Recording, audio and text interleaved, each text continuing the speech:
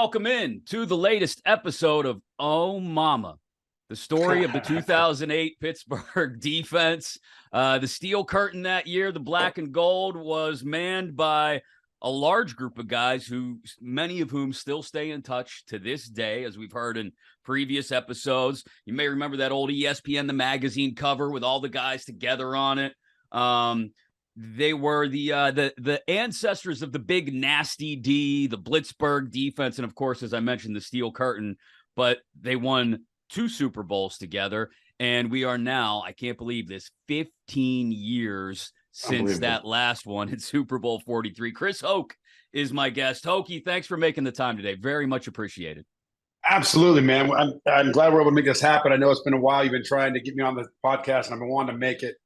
It's here. We're going to talk Steeler football 2008 season. What a magical season that was. Yeah, and as I've talked about with some of the other folks that I've had on, you got to kind of go back a little bit to build a foundation, right? So, I in the case of Coach LeBeau, we went all the way back to him growing up in Ohio and getting cut by the Browns. And, with Larry Foote, we talked about growing up in Detroit and what it meant to him. So the foundation is different for everybody, right? The foundation for Chris Hoke is different in that you grow up in California, right? You're like an all-state football player, track and field, shot put, right? Yeah. I did shot put, and that was just something I did because my defensive line coach was a shot put coach, right? And so he wanted me to come out and said, "Listen, Chris, you don't have to go out and practice every day. Just come to the meets." So I just go to the meets and show put. And I wouldn't even I would throw a shot, and I wouldn't even do the spinning thing that everybody does, right? I would just sit there and I'd bend over and just throw it. A lot of fun though, man. Listen, I've made a lot of friends doing that and had a good time. Big, strong lineman, good at throwing heavy things very far. That's what got you to BYU to play football. And the story for a lot of guys that go to BYU is common, right? Because you take your mission halfway through. Yeah. And you spend 2 years not playing football, and you come back, and all of a sudden you're an older, more mature version of yourself, I imagine.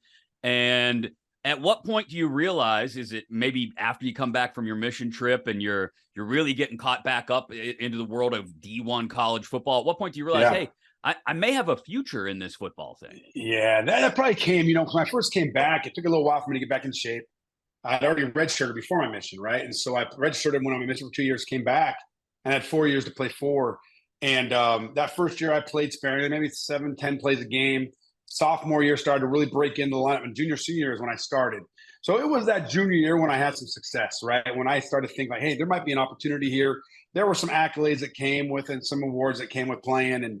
And that's when I started to think like there may be an opportunity. But it's like anything, right? If your team doesn't do well, sometimes those personal accolades don't come, those personal awards don't come. And so my senior year, I think we were 6-6, I believe we weren't very good, had some injuries.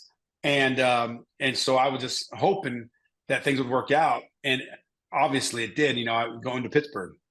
So you come out in 2001, right? And you're one of those undrafted free agent guys that has to fight and scratch and claw for the scraps at practice, I imagine. And what was it like, I guess? Because again, you're an older, more mature guy at this point than some of the guys who are on the same point in your career path. And you're fighting for snaps. You're inactive on game days sometimes. You're practice squad other weeks. What did you learn during that time? In particular, like 2001 when you first got to the league and 2004 when you first started playing on a regular basis?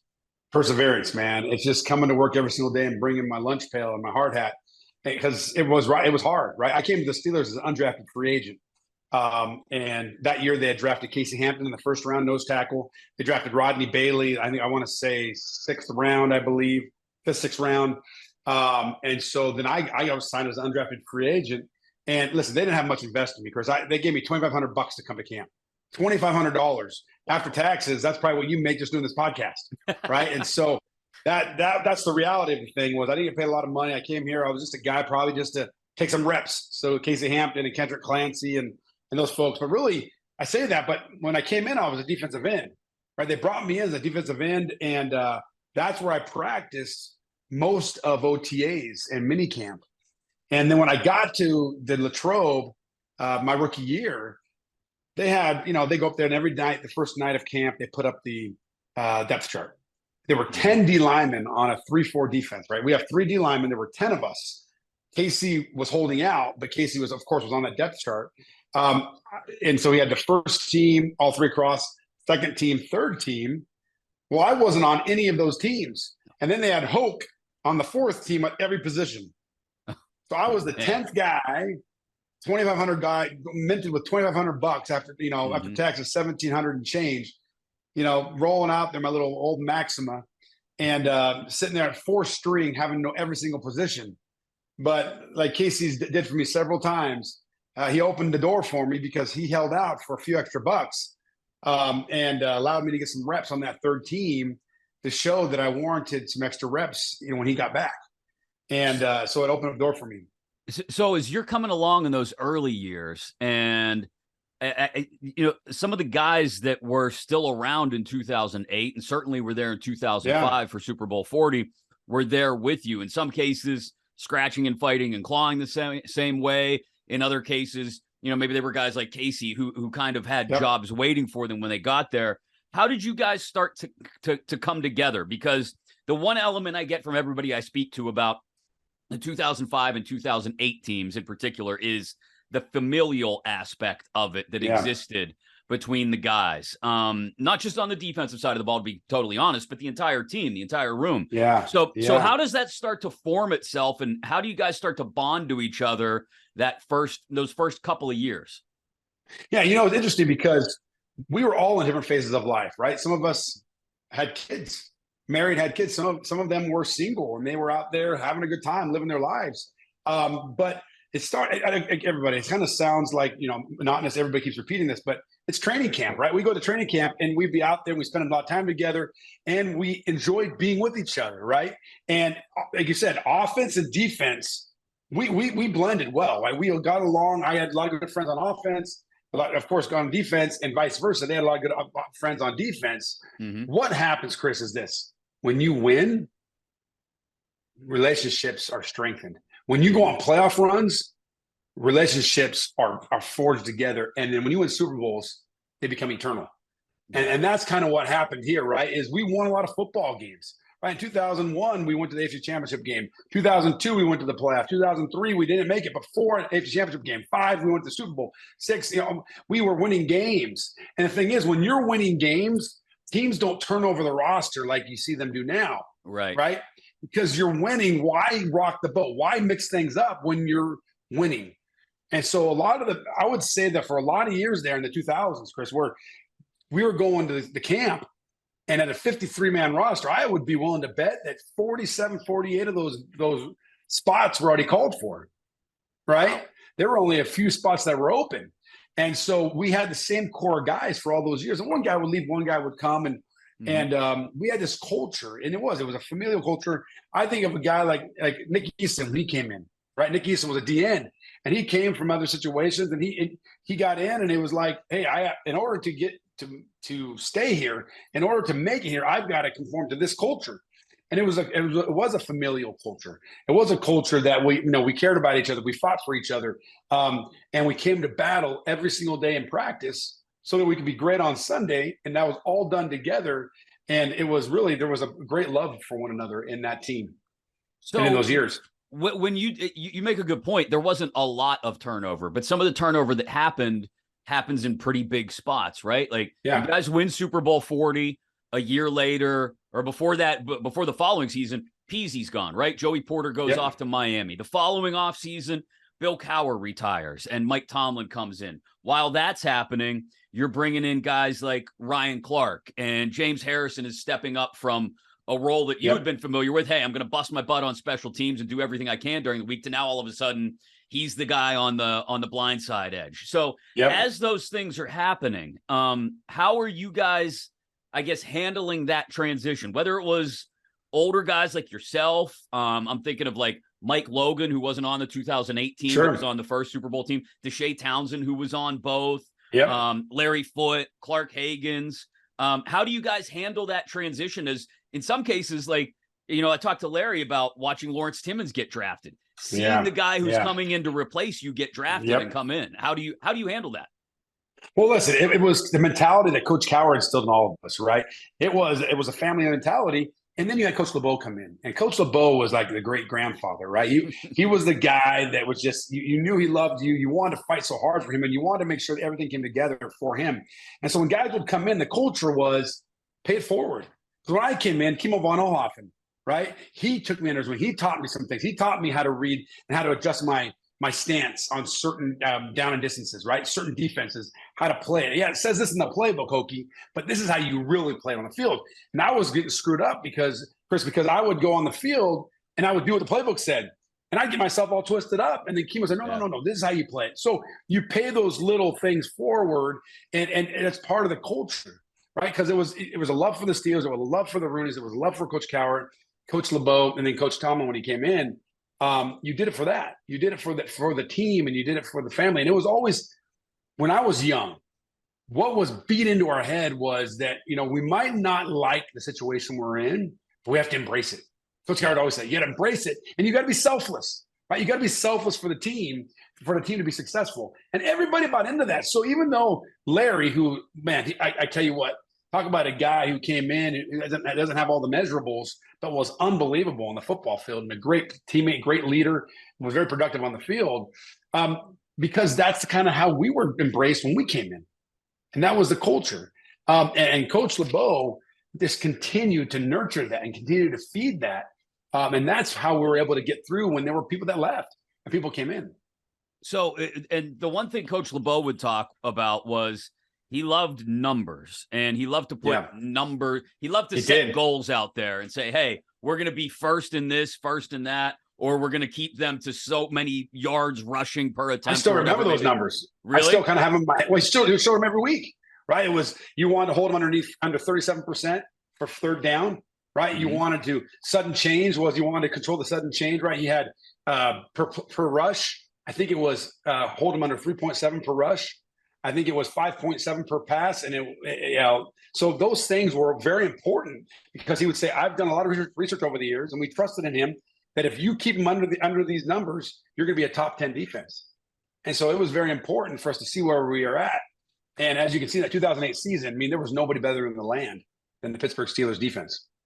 How'd the dynamic change when Coach Cowher retired and Coach Tomlin came in? Because I think a lot of people expect or suspect that, there was some kind of formative moment, or there was a speech of some sort. Like I asked Coach LeBeau, I said, when Mike came in, what was the conversation like that told you, hey, you're going to continue to be the defensive coordinator? And he said, not really much of one. He just picked up the phone and called me, and we started talking ball and talking defense. Yeah. And that's when I knew I still had the job. What was it like when Mike Tomlin came in, and how much transformation or how much had to happen, I guess, to adjust from Bill Cowher to Mike Tomlin? Well, listen, there was a difference in intensity, right? Because I'm so used to having PTSD still when I was playing of Coach Cowher. When I make a mistake in practice, Hokie, he'd yell out at you, and Coach Tomlin wasn't that, but he was able to motivate guys in different ways. But there wasn't, in that sense, it was different. We still had Coach LeBeau.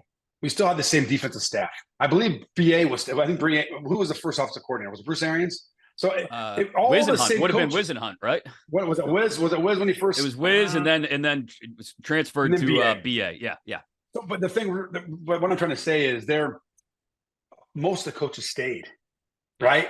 Most of the coaches stayed, and so the familiarity there. And what the greatest thing Coach Tomlin did when he came in was keep those guys.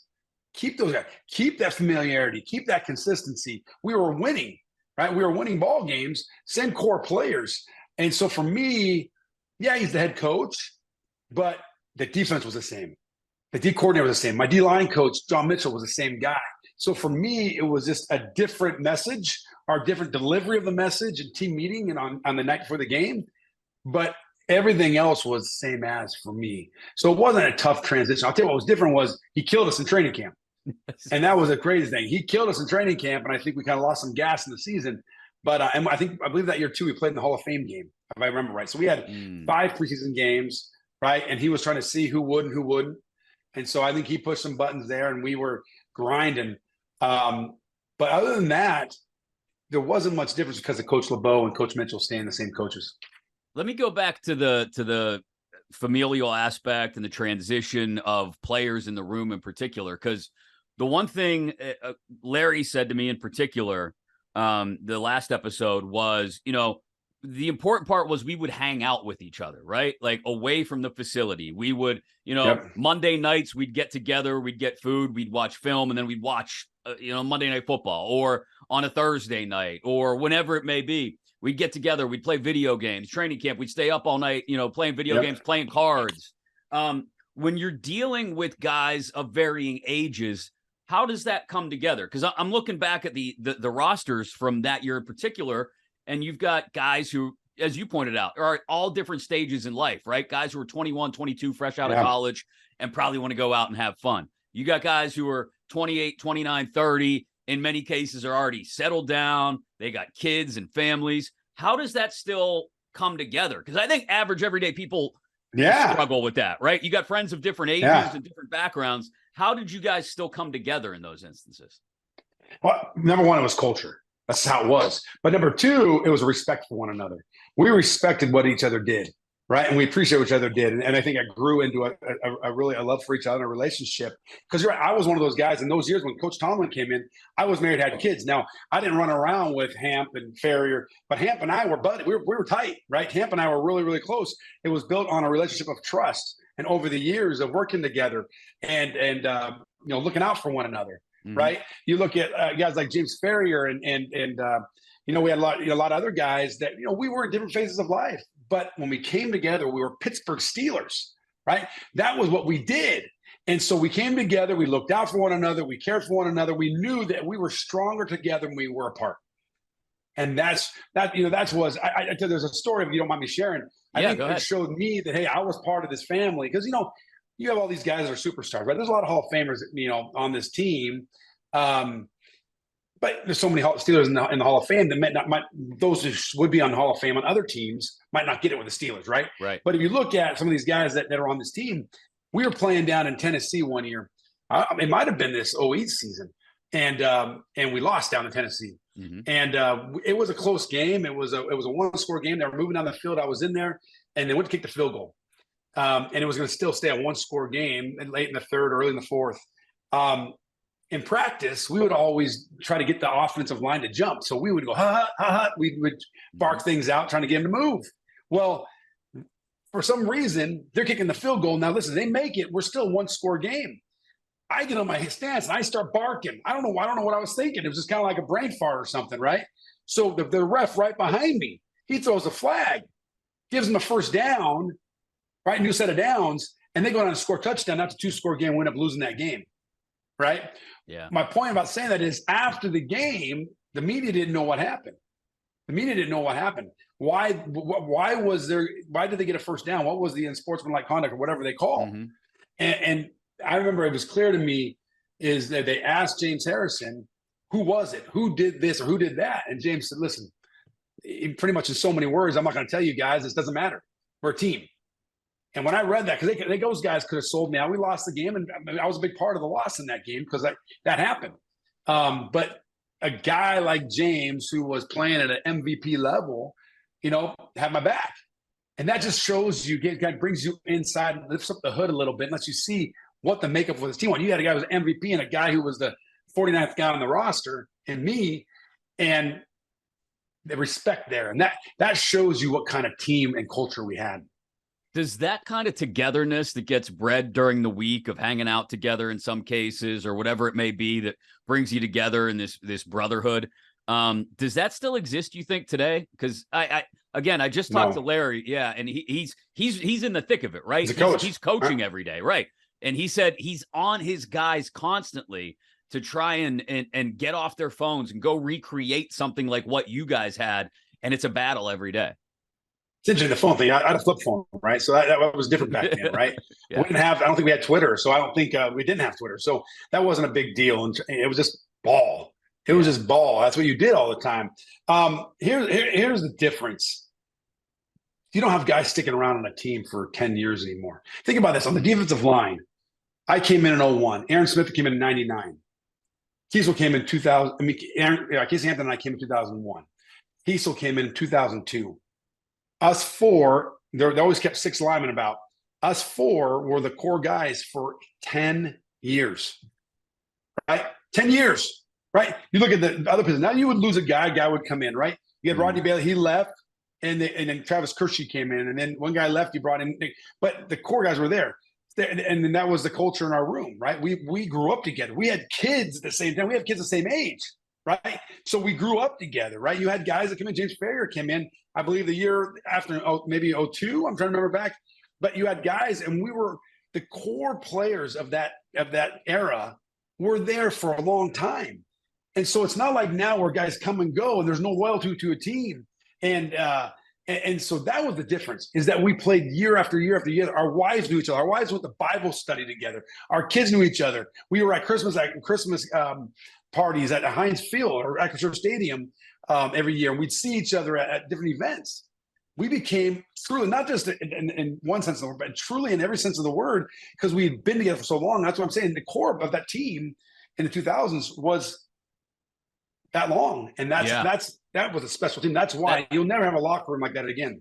That level of consistency is just wild. So let's focus now on 2008. Okay. It's Mike Tomlin's second training camp. So maybe he doesn't grind you guys into the ground as much in the second camp because you come out of the gates hot, like 4-1, 5-1, 6-3, I think, through the first 9 games. And then somehow you step on the gas even more, at least on the defensive side of the ball. Last 7 games of the season, you give up less than 12 points a game. I think it was 83 points in the final 7 games total.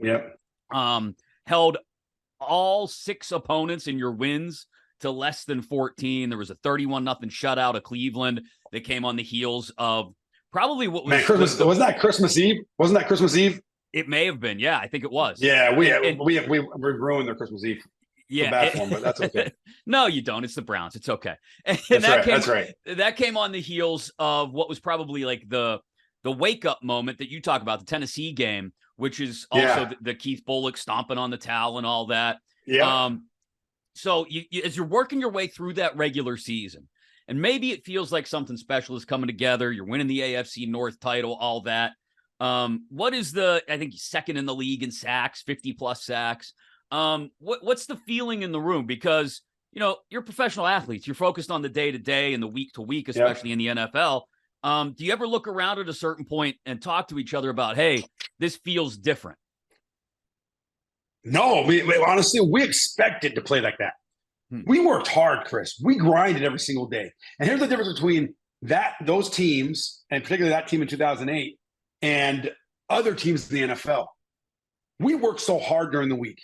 We came in and we grinded, we studied, we prepared, and then we go out in the field. And there were times when practice was harder than the games, right? And so you go out there, and we got after it, and we would have competition periods. I believe it was Wednesday when we would have third down, and we'd compete against each other. And there was guys were wagering against each other and betting money and one-on-ones, 1 versus 1s, and it'd be big time, right?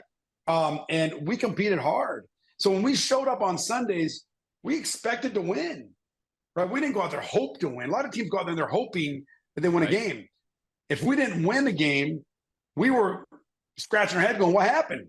We were in bewilderment. Like we couldn't figure out why, because we worked so hard and we felt like we earned it.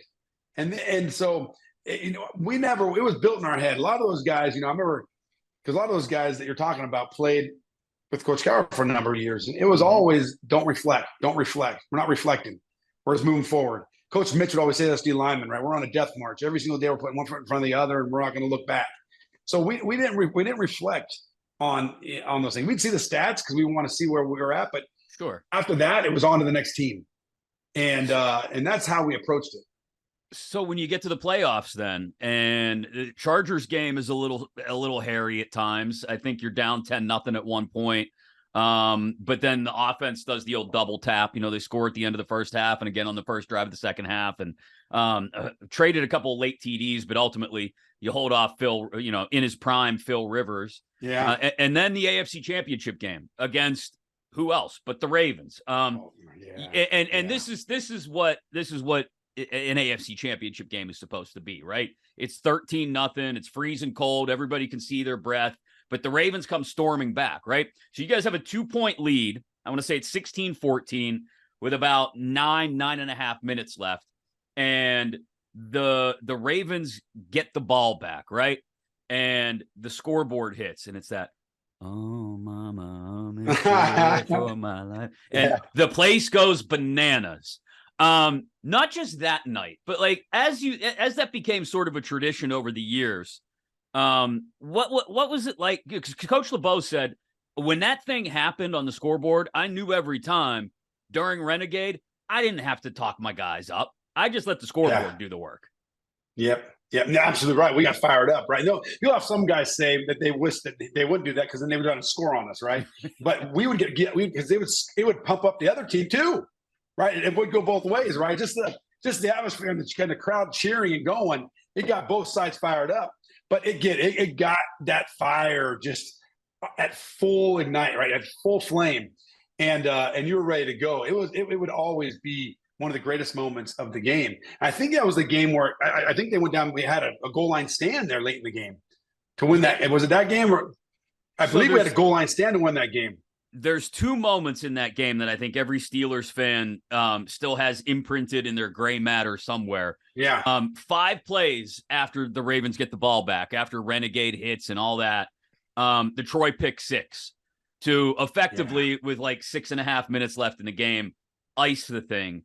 And multiple players, multiple fans who were there that night, everybody who was in that building, and even a lot of people who weren't there but claim they were now, talk about that is the loudest Heinz Field ever was in their experience. Like, you can see the camera view of the field is shaking. It's vibrating. It's so shaking. loud. I remember that. Yes, I remember that. And so what was even our game film that we studied would shake too. Like when we'd watch, sometimes when we'd watch the film on Monday or on Mondays, the film would be shaking, right? From the crowd just going crazy. So what's that like down on the field then? Oh, you can't. You're geeked. I mean, what do you want what's like on the field? You're fired up, man. And you're losing your mind. Well, here's the thing too. If you're in the game, it's such an interesting phenomenon, Chris, because you're in there and it's loud, right? And this is the reason why you practice. Because we'd be out there and it'd be going nuts. But all we would hear is the huddle call. We'd get lined up, and James Ferrier, our captain, was standing behind us. And our mind was so zoned in that we just heard this faint voice that was James. And he would be yelling out the calls, giving us the strength and giving us the open call. He'd be giving us a Lou Roy, whatever it was. But you were so trained and so in tune with his voice that everything blocked out, and somehow you heard that faint little voice. But if you were on the sideline at that time, I mean, your skin was, about ready to pop out. I mean, it was crazy. It was just so intense. Steeler Nation was so amazing, and they're the ones that really inspired us to a lot of wins. So when Troy returns that interception, and I imagine there's, I don't know, what is the feeling? Because, again, there's probably like 6 minutes left in the game at that point. It's not over with yet, but all of a sudden you're up 9. And it's going to be a big uphill climb for the Ravens to get back. Are you thinking to yourselves, oh, man, we're going. This is happening again. And just reflect on Troy maybe a little bit when he was at the peak of his powers, which is right about then. The fact that, as Dick LeBeau told me, he went into that play. He remembers telling Troy, hey, you've got Todd Heap, because Todd Heap was having a big day that day. And Heap lined up in the backfield to max protect, and he thought to himself, Dick LeBeau did, oh, man, I'm going to waste one of the best players in the league on spying a guy in the backfield. And instead, Troy read the play, read Flacco's eyes, jumped on the slant, and took it to the house. Just what was it about? Because between Troy doing the things that he would do when he would freelance, and James Harrison, which we'll get to in a moment, freelancing just a bit for the pick 6 in the Super Bowl, what was it about some of the guys on that defense that you all still played within the system, right? Like, you were able to tune into Potsy's voice when he's calling out the signals, right? Yeah. But at the same time, you're not beholden to that call. You know that you're available to do. You talked about chemo, teaching you, coaching you up when you were young. Hey, I get what the call is, Chris, but, do it this way. What was it about each and every one of you that allowed you to be within the team atmosphere, within the team structure, but still find the individual route to success on any given play? It was Coach LeBeau. He gave us that ability. And he knew, listen, he played the game, played at a high level, and he knew what it was like on that field, right? And when you were in the helmet and you were looking through that through that face mask and that in-helmet view. He knew what you were thinking. So there's times we studied so hard, right? I'm a big believer in preparation. So with Troy, he lined up with Todd Heap in the backfield, but Troy had studied so much. He had played so much ball. He had played it out in his mind. And when he got out there, he thought, okay, this formation, it's a quick slant. And people might say, well, he's guessing. No, it was an educated guess, right? Yeah. James Harrison, when he dropped, we're talking about a minute, when he dropped in the Super Bowl, you have these intuitions, these impressions that you act on, and how you perform because of your preparation. And Coach LeBeau gave us that flexibility, right? And he would allow us to go out there and play. And that's why he was such a great coach, and he got the best out of everybody. So what a lot of people, the other moment I mentioned from that AFC Championship game that is still imprinted in a lot of fans' minds is a few minutes after the Troy pick six. I don't know if chronologically people keep it in their heads that way. I know I didn't until I went back and did the research. But it's the very next drive, actually. A couple plays later, the Ryan Clark-Willis McGahee collision that stopped the game for about 15 minutes. Yep. What's your reaction to that when you see that happen? Or maybe more accurately, despite the noise in the stadium, hear that collision happen? Wow. We were accustomed to Ryan making big hits like that. That's what he did. Mm-hmm. And the thing about Ryan Clark is if he had the opportunity again, he'd do it again. I mean, that's just how he played, man. He played with reckless abandonment. He was going to throw his body around. And a lot of us was like concerned for Ryan, but also like, what did we just see? Wow. What was that? Right? It was one of those moments. And so it was kind of like, concern for Ryan, but man, what a way just to late in the game, you're not coming back. We're going to take this game. It's over. And that's why, you talked earlier about the big nasty D, right? And we were the answer. I was part of that big nasty D, right? That's what we did. We bullied people. We intimidated people. We imposed our will on people. And that's what it was. You can't do that as much this year and in these days, right? Like we could back then. You could hit people like that, and it wouldn't be as big of a deal as it is now. But we got after people and made them like it. I just saw a clip the other night of unrelated to the conversation about 2008, but the James Harrison hit on Colt McCoy. I don't know if you remember that game. And you're right. Yeah, it's just you don't get as many of the hits that feel like they suck the will to compete out of the opposition in some cases. Well, Chris, Coach Mitch used to say, we're going to take some football life out of them. That's what we would say. Let's go out there and take some football life out of them. And we didn't want people, listen, we wanted to take their will. We wanted to take their heart, because you hit people for 4 quarters. We hit people offensively and defensively. We hit people, and people would back down. Right. And I remember when I was younger and Bussy was there, Jerome was on the team, and Coach Cowher would say, listen, we're going to run the ball in the first quarter, and we may get 1 yard. We may get 2 yards. We're going to run the ball second quarter. We may get 3 yards. We may get 4 yards. But by the fourth quarter, we're going to be getting 6, 7, 8, 9 yards of carry. We're going to stay at it, and we're going to impose our will on people. And that was our mentality. Our mentality was to go out there and outlast people and out-physical them. Thus the big nasty D. Teams couldn't hang for 60 minutes and be physical like we were. And because we practiced that way. We practiced physical, so we were able to play physical on Sundays. So you get to the Super Bowl, and I imagine for a lot of you guys, because so many of you had been to Detroit in Super Bowl 40, that it's somewhat familiar, right? The process of it. No, this many people are going to ask me for tickets, and this many hotel rooms, and all that kind of superfluous stuff that can distract teams from a trip to the Super Bowl. But then you get there, you get to Tampa, and you start to prepare for this thing, and you realize we're going up against, maybe at the time you didn't realize it, but an eventual Hall of Fame quarterback in Kurt Warner, Hall of Fame wide receiver in Larry Fitzgerald, a borderline Hall of Fame guy, certainly was a multiple Pro Bowl guy in Anquan Bolden. Stevie Breston had 1,000 yards receiving that year. Edgerrin James is on that offense. So what was the mindset going into that game as you prepared for that offense and that team? Well, you know what? You named all those guys. We felt the same way about our defense. We had a Hall of Famer or 2 or 3, right? Yeah. We had a guy that was playing MVP level. Right? We had first-round draft picks on our team.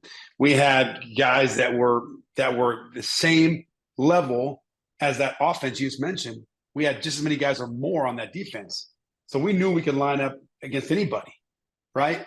And we knew that they were going to get their plays. We knew they were going to get their yardage, but we knew that we were going to be able to outlast them. I just think it was a back and forth the whole game.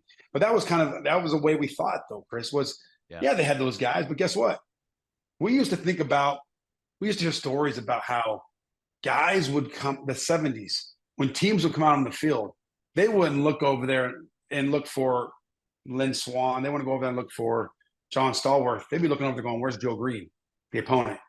Right? Where's LC Green? Where's Jack Lambert? Mm-hmm. Right? And we kind of have that same mentality, right? When teams go on the field, yeah, we had Ben Wassenberger. Yeah, we had a lot of great players. But they look over and go, where's Troy? Right? Where's James Harrison? Right? Where's James Fair?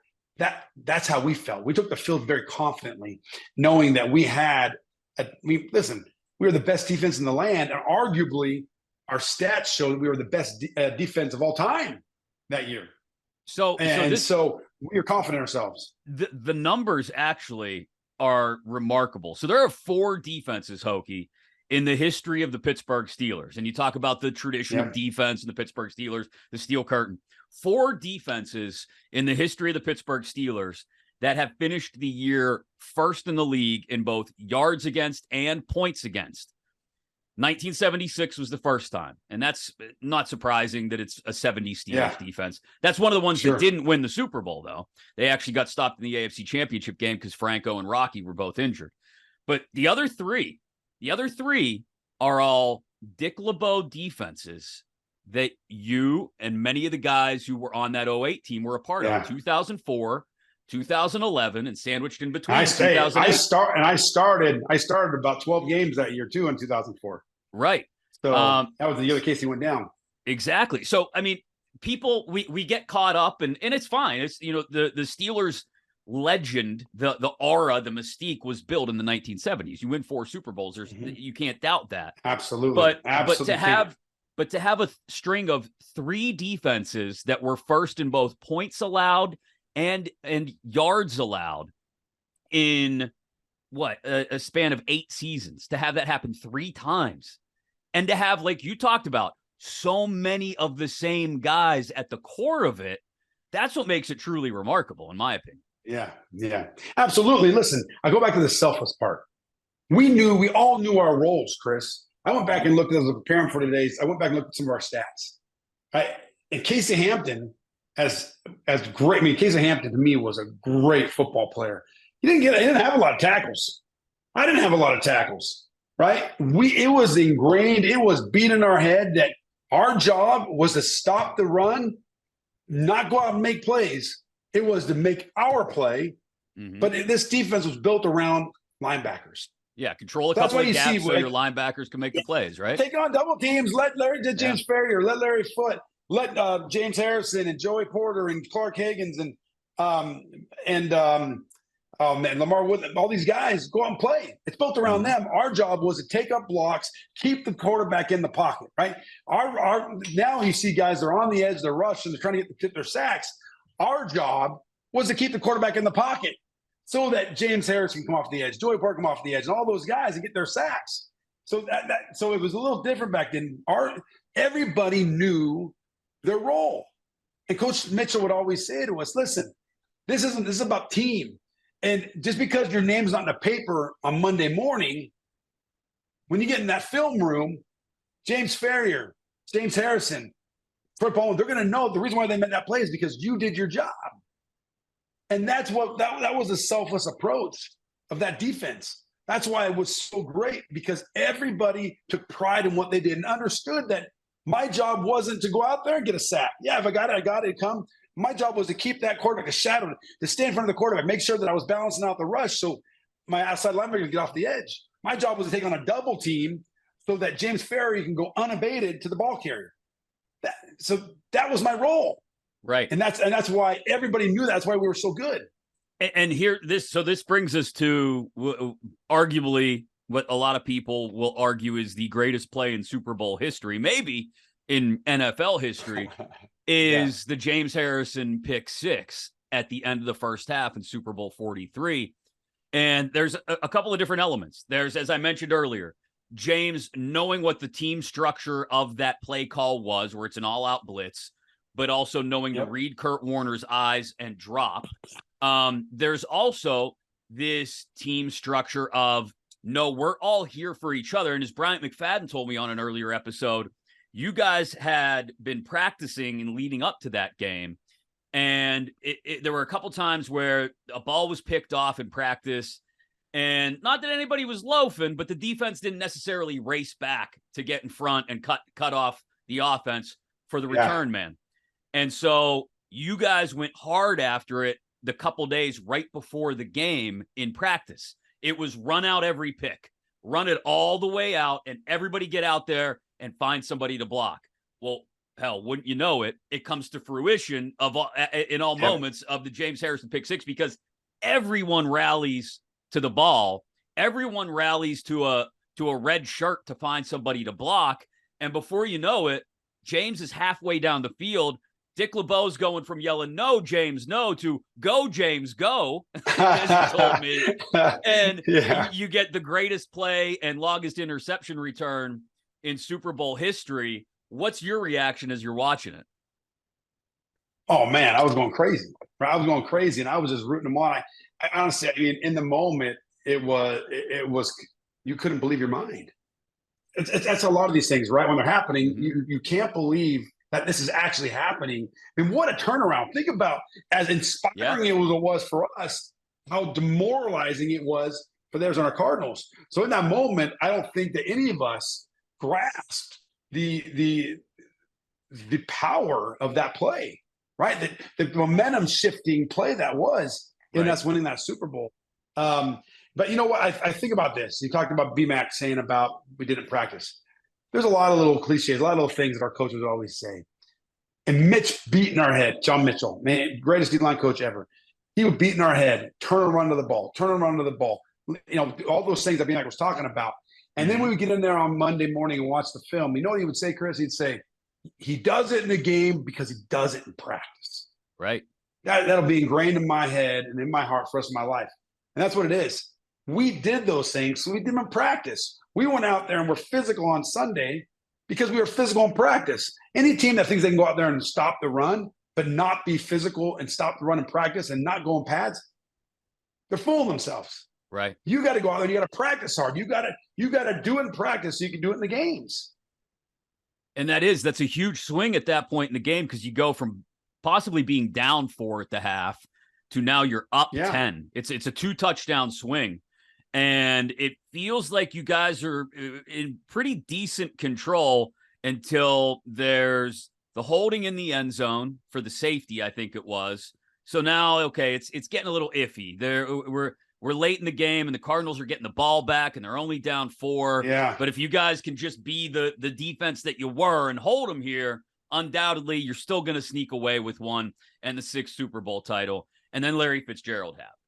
And to a man, everyone I've spoken to has said, you know, that's the first time I kind of felt like we may be vulnerable. Like, you talk about expecting to go out and win. That was the first time a couple guys have said where I looked around and was like, oh, man, maybe this isn't going to happen. Dick LeBeau talked to me about, you know, we're going to get this far and be this good and not be able to close it out. So what's the feeling? You're down 23-20 now, and it's up to the offense now to go out on the field and make it happen. Yeah. And usually it's us, right? Usually it's us go out there and seal the game and get a pick 6 or get an interception to win it.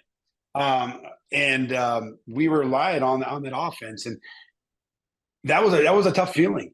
It was because we were always so relied on that. Hey, now we needed to rely on Ben and Willie and those guys and Santonio. And it's almost like when you're in the position that you're usually the one that's relied on, and now you got to rely on somebody else. It's a very odd and difficult place to be, right? Because we're sitting there on the sideline just watching. And it started out, I believe, with a false start or a holding. What was it? It was a penalty to start off that first play of the drive. Holding on Juicy. Yep. Juicy was, and so we were against the 8-ball there and marching on the field. But that was the kind of confidence we had. Listen, winning breeds confidence. Like you said, you talked about the season. We knew we were good. We expected to win. And so even when that moment happened, that's why I know we're not talking about 2010.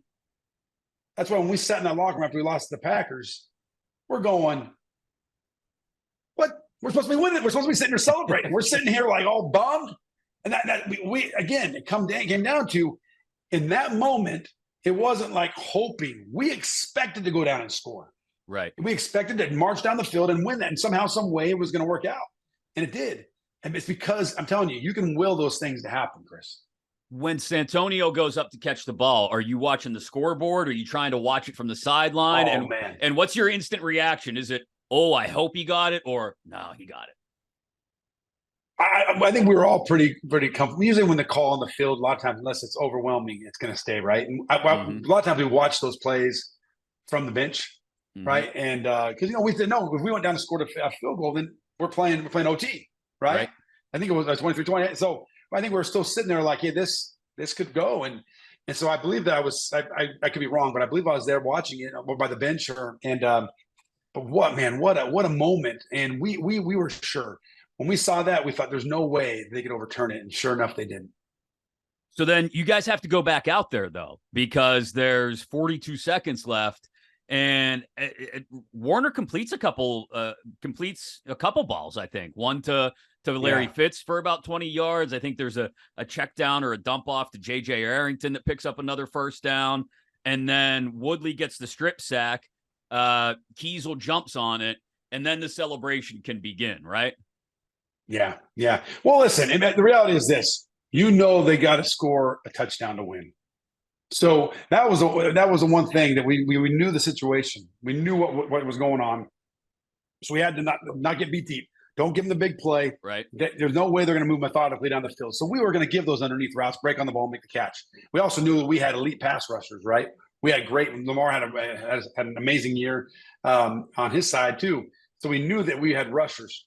And that was the marquee thing about this defense was there were so many playmakers, Chris, that when the game was on the line, we knew that somebody was going to step and make the play. We knew they were going to do it. And that was the same situation here. But we were going to give up those little 10 or whatever, those little passes underneath Dink and Duncan, maybe a little 20 yard to make sure that they didn't get in the end zone. We'll give up that. I mean, we'll let them come down the field, but they're not going to get in there and win this game. When you look back now on that season in particular, you talked about how there was a decade for you of being involved with the same core group of guys for the most part. So I'm sure there's a ton of memories, but when you whittle it down to that 2008 season in particular and the last Super Bowl ring, what sticks with you the most? I think what sticks to me the most is it's the brotherhood, bro. It's the relationships that were forged over that time. That's what matters now. I'm telling you, Chris, it's all those. But now when we get together, I talked about how in the beginning, how we were all in different phases of life. It's like we're truly our brothers. I really like brothers and Steeler brothers. And that's what stands out to me is the relationships that are developed over that time and the hard work. Chris, we put in a lot of time. Yeah. I mean, Larry talked about how, I think you said to Larry, they'd get together on Mondays. Listen, I had kids. I would come home, but there were times when I would go on a Thursday night to Pot Dog's house. I'd go to Potsy's house, and there would be like somebody there doing acupuncture, and they'd have food there, and everything, things would be going on, and I'd go there and see those guys. And Casey would call me late on 11 o'clock on a Friday night, and even though we've been playing together for 7 years, 8 years, 9 years, Hoke would tell me I'd be there in the morning. I'm half asleep laying in bed. Casey's out on the town. Because he trusted me. Hey, everything's still the same. He'd call me, right? Or he'd call me at 7 a.m. that next morning. Hey, we still got to be there at 9? Yeah, nothing's changed, Ham, for 9 years, man. You know what I'm saying? I mean, and that's how it was, so I miss those things, right? I think that's what stood out to me was that year we put in the grind, we put in the time. That wasn't given to us. And we did not go through the back door. Some people may say 2004, we won the Super Bowl 40. Okay, we went in the back door. We snuck on people. 2008, we went right through the front door, and we ripped it down, and we destroyed it, right? And that was a thing. We put in the work, we built relationships, and we built a legacy that will last a lifetime. Great stuff. And again, I can't believe it's been 15 years, Hokie. Unbelievable. I know.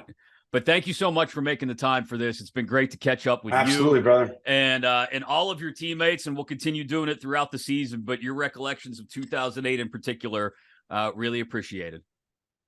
All right, brother. Appreciate you, man. Hey, thanks again, Hokie. That was great stuff. Thanks so much. I hope that was what you wanted. I hope that was what you wanted. It was beautiful. It was perfect. It was spot on. All right, yeah, man. absolutely. Thank you, bro. If you want, when we're done putting it together, I'll send you a link so you can take a look if you want. Okay, please do. Please do. All right, sounds good. Thanks again, Hokie. Okay, see you, bud. Okay? Take care, man. Yep, you too. Right. Great to catch up with another one of those unsung heroes of the Steelers defense of 2008 and 2005 before that, and a couple of great teams before that didn't win Super Bowls as well. Chris Hoke, right here on Oh Mama, a look back at the 2008 Steel Curtain defense, brought to you by South Hills Kia. I'm Chris Mack. Next week, another episode. We continued to roll through what is just a litany of players who you look back on and go, that's right, I remember he had that game or he had that moment. We'll continue to talk about some of those great moments as we have with all of our guests so far, whether it's the Ryan Clark Willis McGahee hit, the Troy Polamalu pick six in the AFC Championship game, the James Harrison pick six in the Super Bowl, the Santonio toe tap in the corner of the end zone, or anything else that happened that year or led up to that year. It's great looking back on it with all of these guys. Can't believe it's been 15 years since they won the 6th Super Bowl in franchise history. Keep it going all this fall. Don't forget to keep coming back to your Odyssey app or 937thefan.com or 937thefan.com's YouTube page as well to get the latest episodes of Oh Mama, a look back at the 2008 Steel Curtain defense, brought to you by South Hills Kia.